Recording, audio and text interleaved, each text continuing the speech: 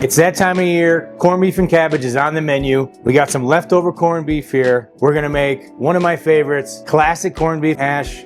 Hi, Chef Dagan here in the Beef with Sweats for Dinner Culinary Center, funded by the Beef Checkoff. Let's hash it out.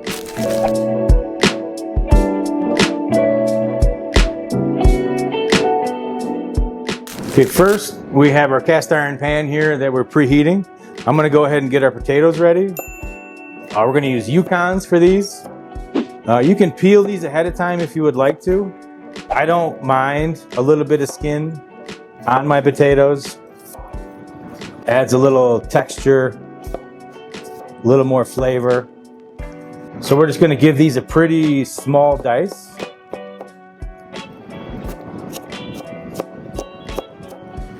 There's plenty of different styles of hash. This one is just really easy to do at home.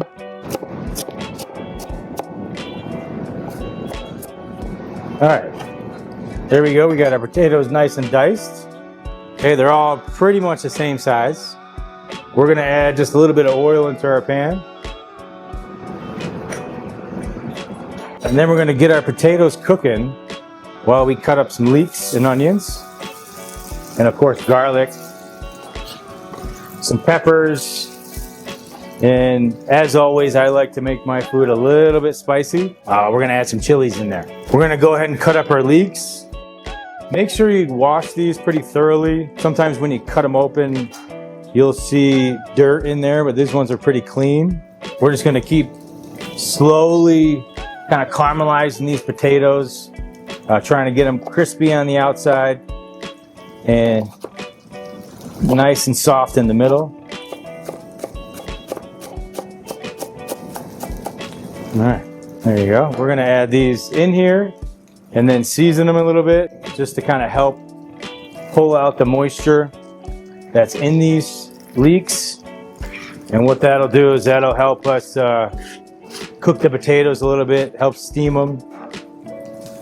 So whenever we season our vegetable, that kind of pulls out that moisture and helps cook them. All right. And I always like to keep my pan moving around so we don't get hot spots. That looks good. We're getting a little bit of caramelization on some of the potatoes. All right, I'm gonna quickly add some garlic. I got a big, nice nugget here. It's just an easy way to chop up some garlic really quickly. If you like to take some of the heat out of garlic, there is a nice germ piece in there. That's where the majority of the heat comes from. You can remove that and then just use the side of your knife, crush, and then we're gonna chop fairly fine. I don't want big chunks of garlic in here. I just want some of the oils and some of the garlic flavor in there. And then we're gonna just press this down in here. And we're gonna add just a touch of salt just to help us get this really fine. If you have one of those garlic presses, those work well for this too. Okay, we got our garlic in there. We're gonna give it a little stir. If you wanna cover this to help the potatoes steam, that's highly recommended. And that's kind of what we're gonna do here, just to help it steam. I like things spicy. We're gonna add a little bit of jalapeno. We're gonna cut out the majority of the seeds. I just want that jalapeno flavor with a slight heat. And we're gonna cut this fairly fine.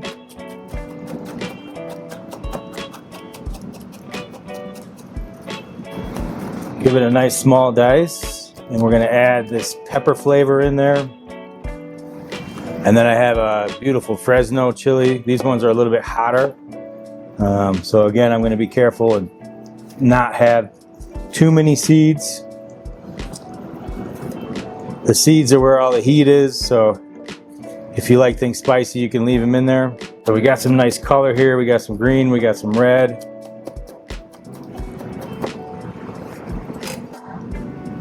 Okay. Go ahead and add those in. Okay, then we'll give it a nice little swirl. We're getting a little bit of stickage here, but as we cook these potatoes, it should come off. There we go. Now we're going to cut up some peppers. We got some nice colorful ones here. We got some orange, got some red and yellow. So again, we're gonna kind of keep this fairly small dice. Help it cook quickly. Add some color and flavor.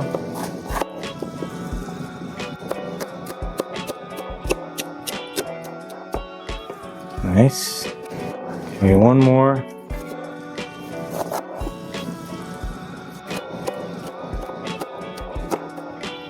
All right. Let's go ahead and add these in. Our potatoes look like they're almost ready.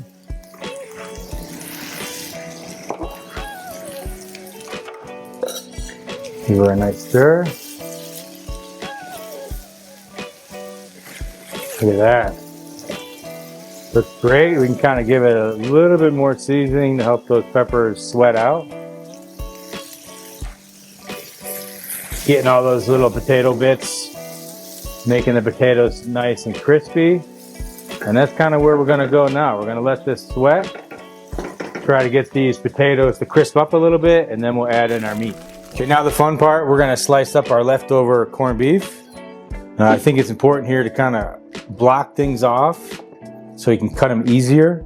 You can kind of see the grain goes here. I'm gonna kind of just do what I always do, is go against the grain. You could trim some of this fat off if you would like, but I'm gonna keep it on there. We're gonna make these just a touch bigger than we did our vegetables, just because I like to have those big chunks of meat. We'll try to get some caramelization on these too. And I love how the fat will just kind of render down and get crispy after it's already been cooked. All right, now let's add it into our vegetables. Smells good.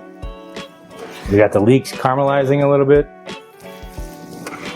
Potatoes are definitely cooked. Now we're gonna try to get them crispy.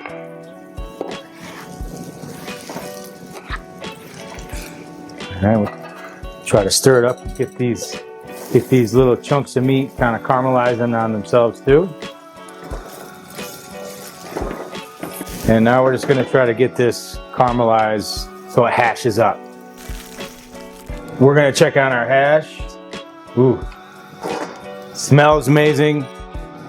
The meat's nice and tender. All right, this looks like it's ready to go. We're gonna do my favorite part, which is plate it up. Went ahead and fried some eggs. So here, let's give this a try.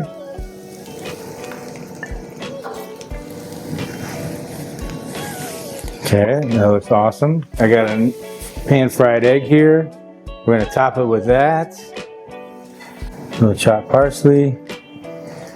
You know, you could do a gravy with this, but to me, it's perfect as is. There you have it, classic corned beef hash, one of my favorites. When you try this recipe, please leave comments below. We love to hear how you did it, your little chef twists. We love to hear them. For more inspiration, go to beefwithwhatsfordinner.com, and we'll see you at the next one.